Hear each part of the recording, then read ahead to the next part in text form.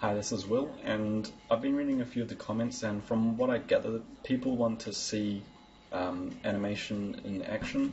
And so for this one, I've already animated a little bit, and I'm just going to be explaining a bit of what I've done, and then I'm going to fix up the animation just a bit. So here I have my demo model, my demo man, and these are the keyframes for it.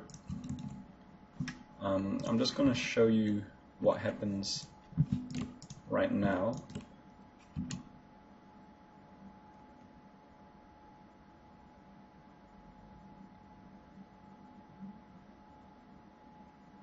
Okay, so if you saw the bottle that was jumping around and stuff, the reason that is, that's just because I've locked it to the hand for this part, but I haven't fully finished the lock animation for afterwards. So when I am certain that I've finished off the hand animation, because at the moment the bottle is locked to the hand, and what happened was after I locked it, I went and changed the animation of the hand, and if you know how locks work, the bottle would have counteracted the original animation of the hand, but then when I went and changed the animation of the hand, the counter animation got a bit messed up. So I could easily fix that, but I'm just going to wait until I've fully finished with this animation, and then I'm going to break it and fix it. But what I'm going to do here is I'm just going to look for little parts where, not on the bottle, I'm going to look for the demo man to see where there are little parts that I can fix up. A few tips when you animate is you have to move all of the body. You can't move just one part of the body and expect it to look good. As you can see, if I go through my demo man here, I go through his body. I haven't moved the root because obviously you don't need to. The pelvis, I've only moved that a slight bit because he's sitting down. He has all of these spine bones to work with, so I don't really need to move the pelvis. I just moved it a little bit for that. Haven't moved the hips because the camera's going to be around here and you wouldn't really see any movement of the hips. The spine, there's quite a bit of, as I go through here from the spine upward, you can see that that's where the animation begins, up to the chest, and then the neck and the head.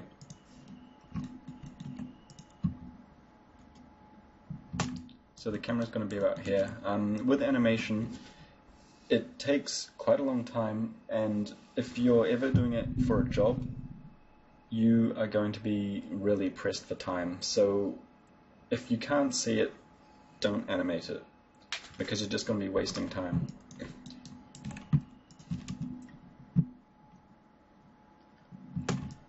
And when you animate, act it out yourself. But the difference between animation and real life is that animation's all far more exaggerated, because like you wouldn't really see someone doing this in real life, but it looks cool for animation. And also with the face, you should do the face last. You should be able to understand what the model is feeling just from the poses. The facial expressions will give away a lot of emotion, but you shouldn't need that. You should just be able to pose the body and then work from that. So I don't like the way his hand falls. If you look at his hand, it kind of looks a bit weird. And so I'm just going to watch it from all angles. You can see it kind of loops out around here for some reason. And so I'm going to choose my move tool. I could press W or just click there, and you can see that it's the green one. So I'm going to come down here in the graph editor to the Y position, zoom in on where that is, and you can see this dip. That's the movement, that's what's making it do that. So I actually don't even need that. So if I deleted this, then it would straighten out this curve between these 2 points. It wouldn't exactly straighten them out, but it would average them out. So if I just delete that, it's better to have less keyframes. A clean graph with few keyframes is far much easier to work with. So now you can see he's not pulling his arm out to the side as much. He is a little bit. That's because of this keyframe. So I'm going to delete that. Now you can see that it's gone. With the graph editor, a straight line indicates no movement. So from this point to this point, you can see there's a slight change. If I zoom in, you can see the graph, it goes down and then up, but from back here, you can't really tell. The difference between weighted, that's weighted and that's unweighted. In Maya it's called non-weighted and here it's called unweighted. And the difference is that you have sort of more control over these curves. See, what I'm going to do is I'm going to copy this keyframe and I'm going to paste it over there, and then I'm going to do the same in the middle. So now I have three keyframes with all the same value, all 4.20, and then I'm going to set the first one to weighted. I'm just going to leave the other one. I'm going to put that to a flat tangent. Then for the third one, I'm going to put that to unweighted. And now I'm going to get one of the tangents of the first keyframe, and I'm going to middle mouse click, and I'm going to drag it so it's straight. Now I'm going to do the same with the unweighted. And if you look at the curve, it's huge now. So with the weighted tangent, I have control over the curve. And I'm not sure if I could make it as long as the unweighted. I'm pretty sure I could.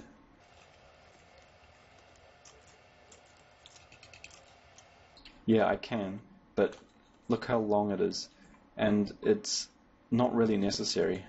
Neither of these are. See, if you look in the viewport, that's what happens to his arm. So I wouldn't really ever need a curve that big. So that's the main difference between unweighted. It's you have more control with weighted. Unweighted is good if you're doing generic animation, maybe like a background animation. You don't really need to be very specific about it.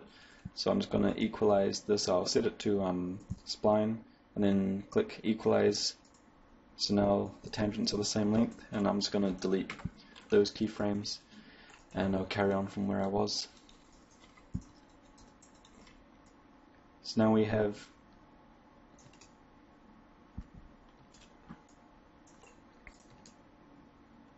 so that's good, but you can see here he kind of twists. Sometimes with animation, it's the imperfections that make it look good, because in the real world, you'll never get perfect movement. So I could just leave that in there. He kind of brings it a bit too close to his head. You can see it kind of scrapes the top of his head there. Okay, so I'm going to change that. And also, so I'm going to bring that out a bit so he doesn't come so close there. So I can see that it's this red arrow in the translation or the move, and so that's position X here. So that's about that keyframe. About these two keyframes is what I need to focus on, because that's where that animation happens. And he actually has it really close to his face for the whole time. So I want it to end up here. Right where it is, that's where I want it to end up. But so I can leave this keyframe. But these two keyframes, that's what I want to work on. And so easily enough, I can grab them, and I'm going to hold shift here and drag it. So when I hold shift, that means I can only move it in one direction, whether it's up and down or side to side. See, if I move it side to side, it doesn't do anything. It's just up and down. So I can drag it just a little bit out. Then if I think he brings it out a bit too soon there. So I'm going to undo that, and I'm only going to work on this one keyframe. So I'm going to bring that out just a bit. But now, since I got such a sharp movement there,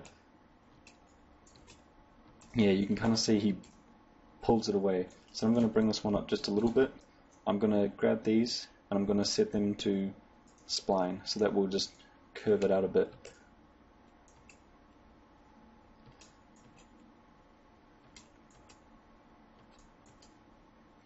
He still has there's still something that's not looking right.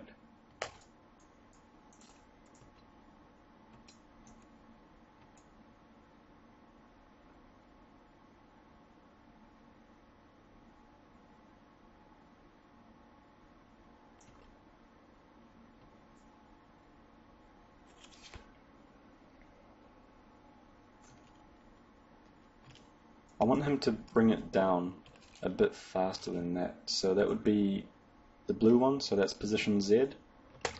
And now for this example, when I'm putting the bottle on the ground, I don't need to decelerate the movement because he's hitting a surface suddenly. So I can, that's like if a ball was to hit the ground. A classic example of animation or beginner's tutorial is to do a bouncing ball. When the ball comes to hit the ground, you don't need to decelerate it. You only need to decelerate it when it's reaching its highest point. So for this one, you can see he decelerates as he does that, but I don't want him to, so I'm going to drag that tangent, click linear.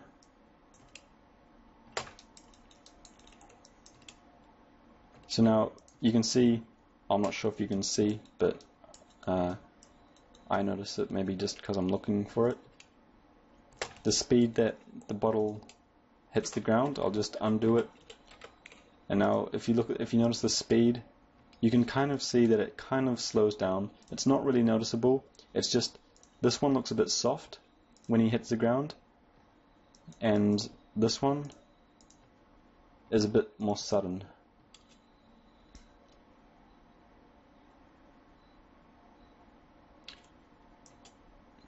And the movement's kind of too slow, so I'm going to delete that.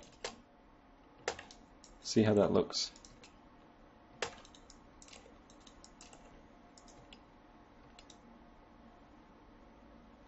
This kind of has a weird pivot to it. If you look at the pivot, it looks like he's pivoting around his thumb. And if someone was to bring, right now, what I'm doing is I'm pretending I'm holding a bottle above my head, and I'm pretending to put it down on the desk. And I'm not really pivoting around my thumb. I'm kind of bringing it away from my face as I'm rotating it. So that means that the X position would need to be coming into effect a lot earlier.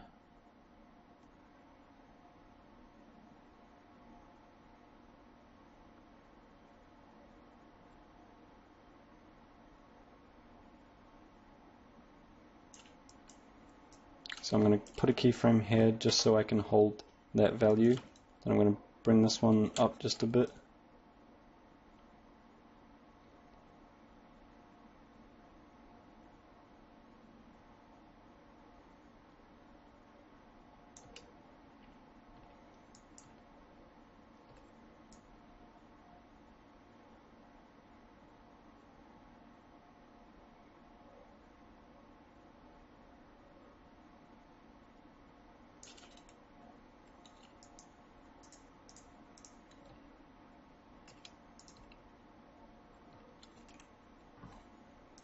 I'm going to make him hit the ground a bit faster. See what that looks like. That's a bit extreme.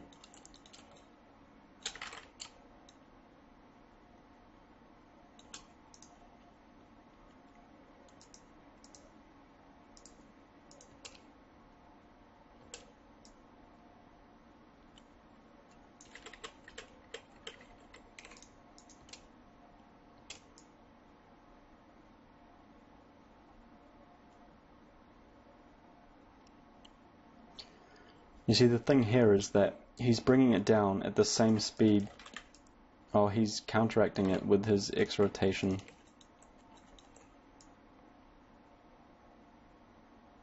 So I think I might make his rotation happen a bit sooner.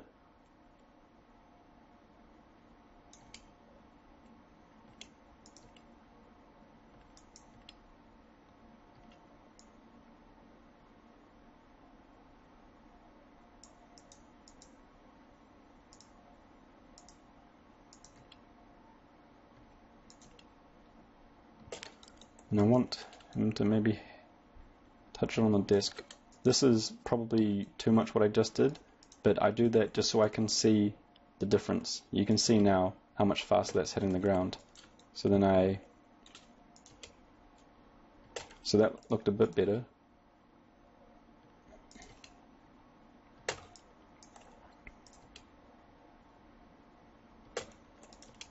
Still kind of looks like it floats down a bit.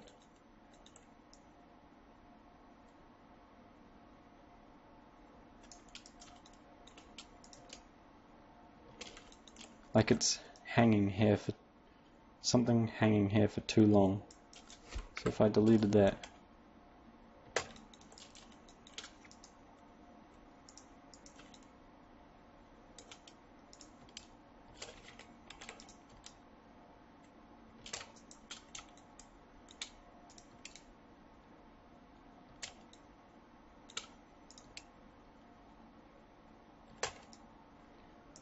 now my rotation is out, so I'm going to grab these, move them over to about there.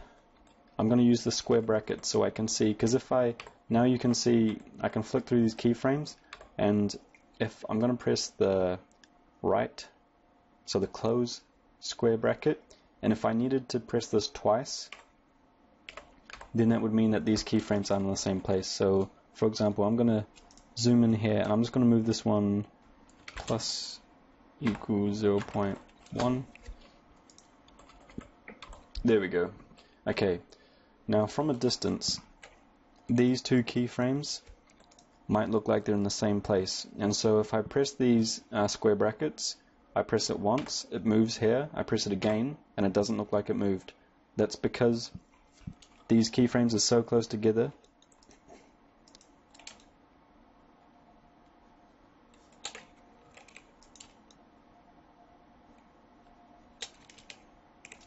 that when I press this, the square brackets to flick from keyframe to keyframe, from a distance, it doesn't look like, from a distance it looks like they're in the same place, but I can use the square brackets to see that they're not. So I press square brackets and I press it again, and it looks like it hasn't moved. That's because these aren't in the same line. So I come here, look at the value, copy that. I can either paste it in there, and now I can flick through, or what I could have done was just moved this away and then moved it back, and that would have snapped it to the same position.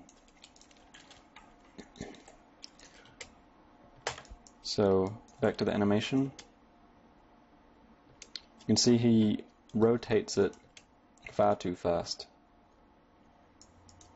because that's got weird curves on it, so I'm going to spline that out. I'm going to spline the end of this because you can see this tangent is really long, and that's giving, in between these two, the length of that weighted tangent is giving this odd curve here. So if I click spline on that, then that shortens that tangent, which gives a different curve here.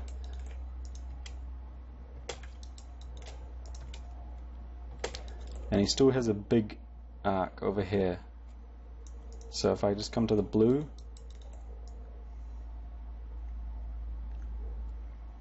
yeah, I'm going to reduce, I'm going to click equalize. This one here equalizes the tangent length. So if the tangent that you select is going to be the tangent that's affected, so I click this and I click equalize tangent length, and it's going to match it to the same length as the other tangent. So there we go. Now his hand isn't going to rise so much because here, what's happening is, since, like I said before, if the line is straight, then there's not going to be any movement. And so for here, it looks like the line is pretty much straight, and so there's not much movement in his Z translation. So if I equalize this curve, this tangent, if I equalize that, you can see it reduces that. So now if I come in here, there's no straight curve. It's well, it's straight, but it's not horizontal. So this signifies movement.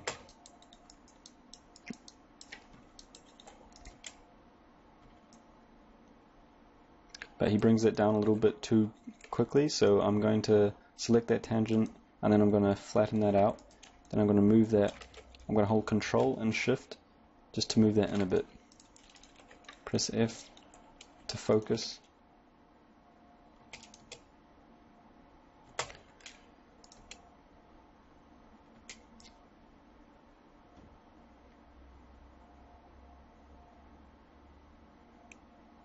But now it doesn't look like he has enough time to think about, just to hold it up there in the air. So then I'm going to bring this out just a little bit, and now my plan is to fix the rotation.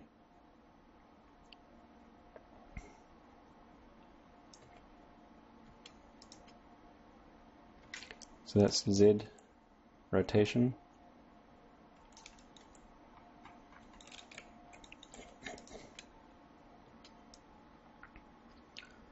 Sorry, that's yeah, that is X rotation. I'm going to make him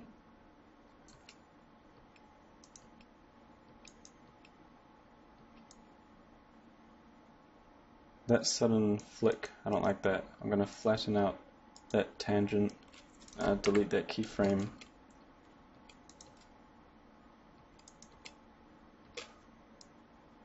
Now it looks like he's poking himself in the head.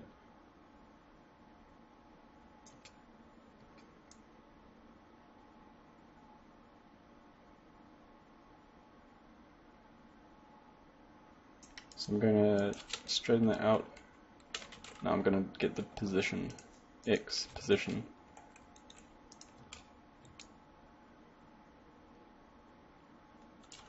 Bring that out. I don't think I need that in there.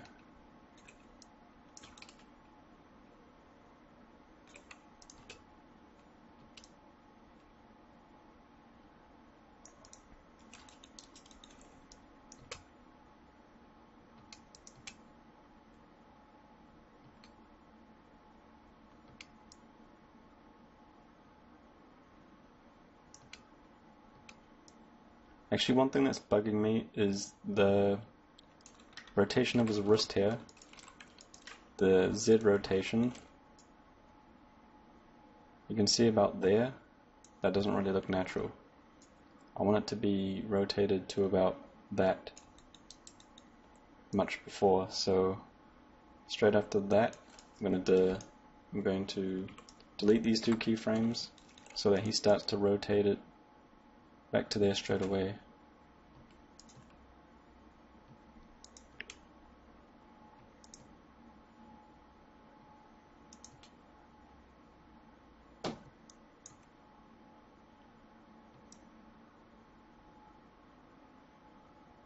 And actually, what I can see is he brings it up, then he waits, he bounces it down, then up, then down, then up, and then he waits to rotate it. I want him to start rotating it straight after that down bounce.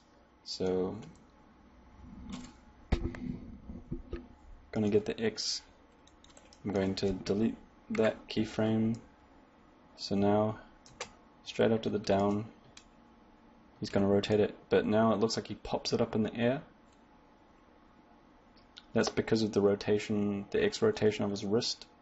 And instead of fixing that rotation, I'm going to come to the position. I'm going to see what it looks like if I lower that and spline it out.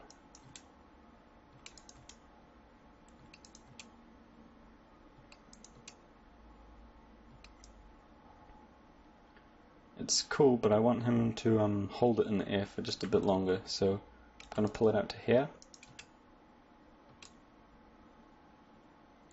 and lower it down to counteract the rotation.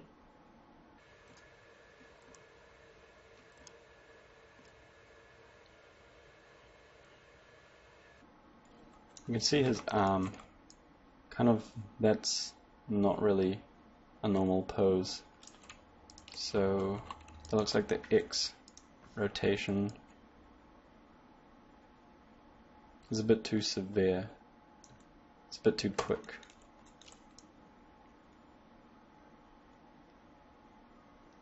So I'm going to get this keyframe, drag it out to there.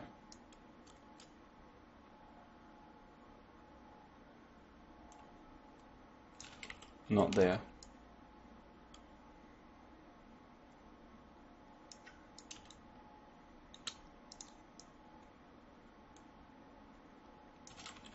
Not there either.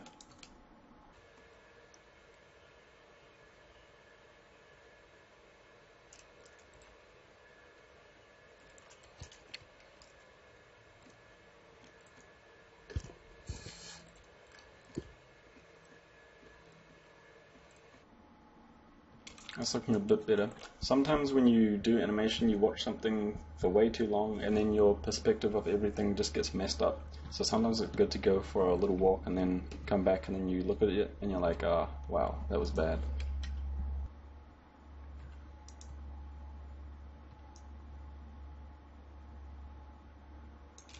I want that to fall just a little bit faster.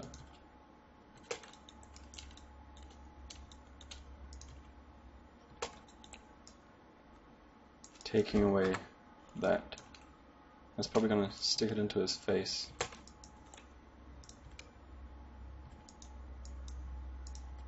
Check it on flat.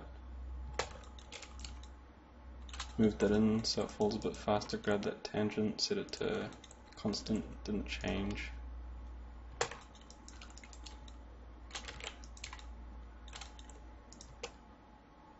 That was a bit too fast, move it out.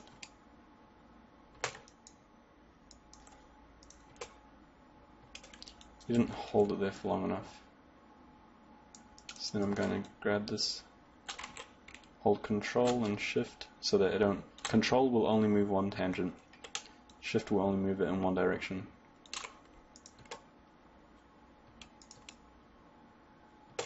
That's a bit better, except it's a bit too quick. I need to fix that rotation.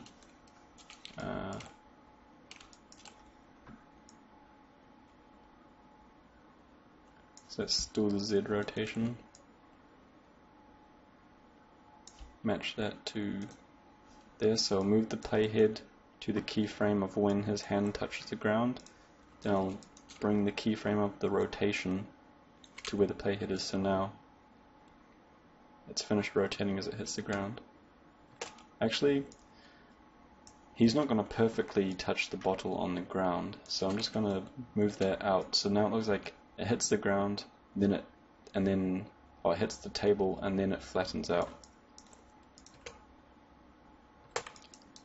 And that slide on the end, I kind of like it, but it slides for a bit too much. So that's where this keyframe is where it ends, and that is where he touches the table. So I'm going to see what it looks like if I bring that in here. I'll select these two and spline them out. Now that might be a bit too quick. It's looking, the speed that the bottle falls is quite a bit more natural now. But I'm going to delete that keyframe just to see what that looks like. Control Z is your friend. I use it all the time, and Control S as well. Before, when I was doing this, well, not every time, but often when I'd select a bone or a keyframe, it was crashing with no error, which was random and annoying. So save often. And it's good to save in versions as well. If you ever make a big change, save it as a different version.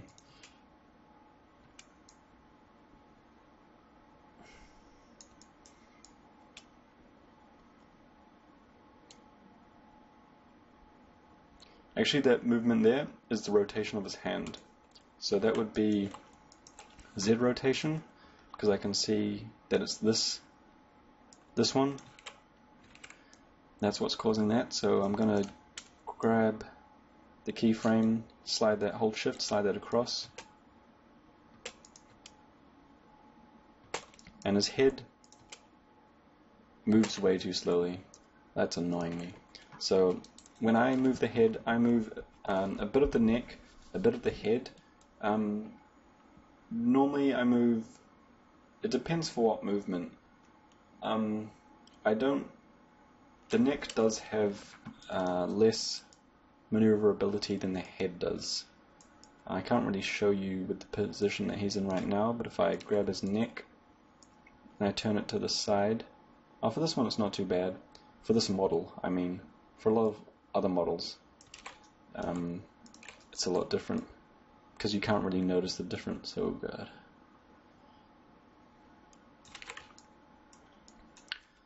But I move a bit of the neck and then more of the head. So for this one, I want his head to fall down a bit quicker. So remember, a flat line is no movement.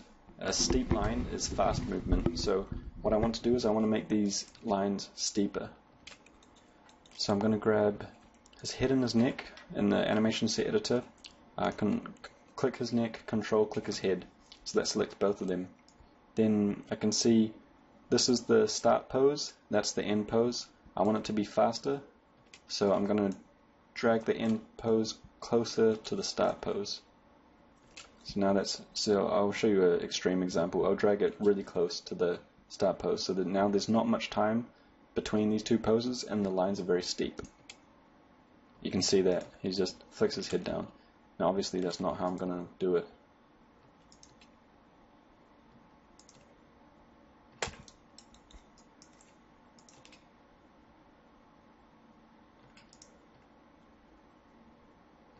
Then that's looking a bit better. If you look at this hand here, I'm going to finish this video soon. If you look at this hand, I'm not going to change this right now, but I just wanted to show you, because this is what I'm talking about by moving all of the body. I don't mean all. Like, you don't need to move his toes, especially not for a shot like this.